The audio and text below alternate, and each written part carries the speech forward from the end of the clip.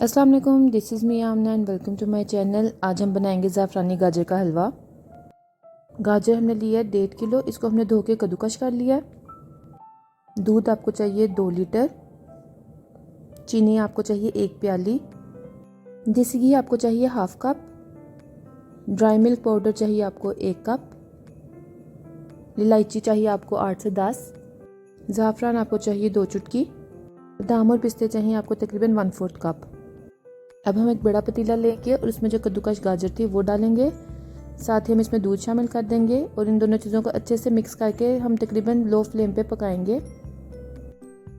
हल्की आंच पे हमने इसको इतना पकाना है कि जो 2 लीटर हमने दूध डाला था वो तकरीबन 1 पाव सा दूध रह जाएगा।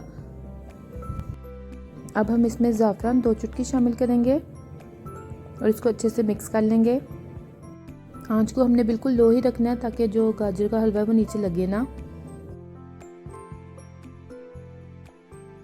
अब 5 से 10 मिनट बाद हम चूल्हे को फुल हाई कर देंगे और हलवे में अब हम चीनी शामिल करेंगे और चीनी का पानी भी दूध के साथ ड्राई कर लेंगे।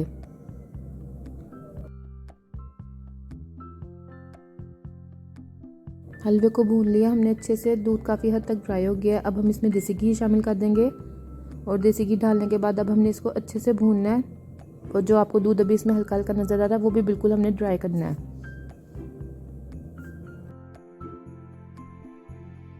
घी अब अच्छे से डिज़ोल्व हो गया है। अब इस स्टेज पे हम इसमें ड्राई मिल्क ऐड कर देंगे। मैं यहाँ पे नीडो मिल्क पाउडर यूज़ कर रही हूँ, आपके पास अगर खोया तो आप खोया भी यूज़ कर सकते हैं। अब हमने इसको दोबारा भून लेना है। जितना अच्छा भूनेंगे उतना अच्छा टेस्ट आएगा हलवे में। दूध को आपने अच्छे से ड्राई कर लेना है क्योंकि जितना अच्छा आप इसको भूनेंगे इसको हम उतनी देर तक स्टोर कर सकते हैं। अगर इसमें दूध होगा तो ये जल्दी ख़राब हो सकता है, तो दूध को इसलिए हमने अच्छे से ड्राई कर लेना है, भून लेना है।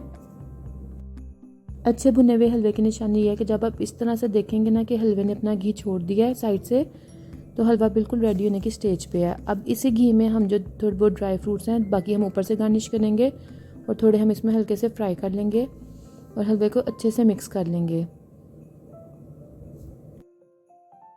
मज़ेदार गाजर का हलवा बिल्कुल रेडी है। आप मेरी इस रेसिपी से हलवा ज़रूर ट्राई कीजिएगा।